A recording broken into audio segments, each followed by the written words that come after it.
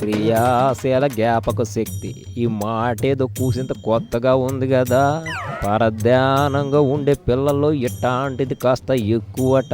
అంటే రెండు విభిన్న విషయాలు ఉంటాయి కదా, అవి ఒకేసారి పూర్తి చేస్తారని కరణం గారు చెప్పారు. ఓ, ఇది వింతేనా? మన నాయకుల్లో చాలా మందికి ఇట్లాంటిది కుప్పలు తెప్పలుగా ఉంది కదా అన్న. ఏంటంటే ఓ పెద్ద ఆయన గవర్నర్గా చక్కగా పాలిస్తూనే అదే భవనంలో అమ్మాయిలతో సరసాలాడా. రెండు పనులు విభిన్నమైనవే ఒకేసారి చేసేలా. మరో మంత్రి పార్టీ వ్యవహారాలన్నీ చూస్తూ మధ్య మహారాజు అయిపోయాడు. అధికారంలో ఉంటూ ఈ వ్యాపారమే కాదు, ఇసుక దందాలు, కాంట్రాక్ట్లు ఇలా చాలా చేసిన నాయకులకు మన రాష్ట్రంలో కొదవే లేదు. అంతేనా? సీఎంగా ఉంటూనే గడ్డి తిన్న బాపతులకు లెక్కలేదు. మరి వీళ్ళందరిది క్రియాశీల జ్ఞాపక శక్తి కాదేంటి? కామన్ మ్యాను నీకే క్రియాశీల జ్ఞాపక శక్తి లేక ఓట్లు సరిగా వేయడం లేదు.